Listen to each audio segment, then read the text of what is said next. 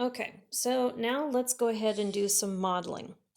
Here's my ring where I'm going to be putting my protons and neutrons in my nucleus. They're going to go in the center, and then my electrons are going to go in the shells on the outside. First one I'm going to start off with is I'm going to represent carbon. Carbon has an atomic number of 16, which automatically tells me how many protons and electrons I have. Remember that when we take the mass, depending upon what's happening here in the 10th place, I'm either going to round it up or round it down. And then I'm going to subtract my protons and electrons, which is my atomic number, from the mass. So 12 minus 6 is going to tell me how many neutrons I have, which in this case is 6. Okay, let's start modeling.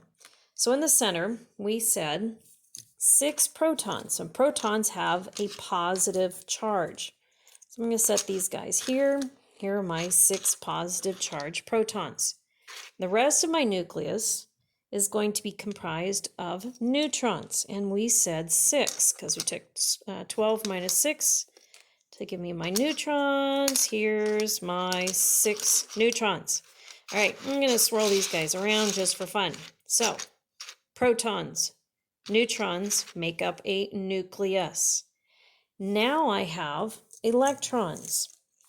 And I have an atomic number 6, which tells me 6 electrons.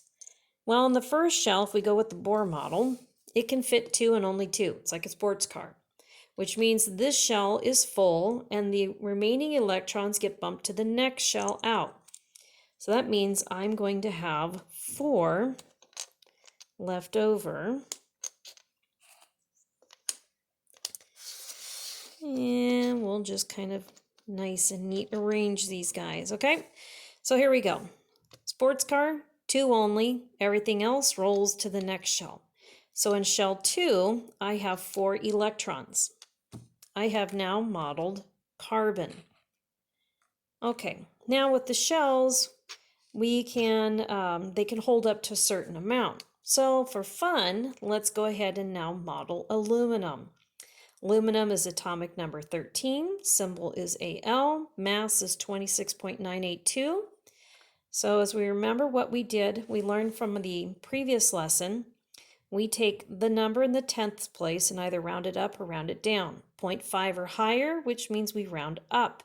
So we make it a 27 for the mass, minus 13, which is your atomic number, and also the same as your number of protons and electrons. Subtracting, I end up with 14 neutrons in the nucleus of an aluminum.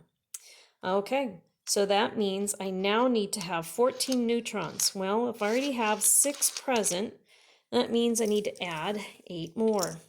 1, 2, 3, 4, 5, 6, 7, 8. All right, so I've got 8 neutrons.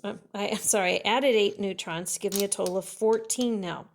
14 neutrons, and I need to have 13 protons. Well, we started with 6. That means I need to add 7 more. 1, 2, 3, 4, 5, 6, 7. So now I have in my nucleus. In my nucleus, I have 13 protons and 14 neutrons. There is my nucleus. So now I'm going to have 13 electrons. All right, first shell's got 2, sports car. Now that means from the 13, I subtract 2, that leaves me with 9. So then I'd have 1, 2, 3, 4, and I still have some more room. So I'm going to fill up this shell with, because it can only hold 8, it's like an 8-passenger van. All right, 8, and that means I still have 3 left over. Well, we're going to move to the next shell now. Because this shell's fat and happy, it can only accept 2. The next shell's fat and happy, it can only accept 8. So then everything else rolls over to the next shell. All right, and there we go. All right, so all together in my nucleus, I have my 14 neutrons, I have my 13 protons. And then outside of that, I have my 13 electrons with a 2, 8, 3 configuration. Good job, guys.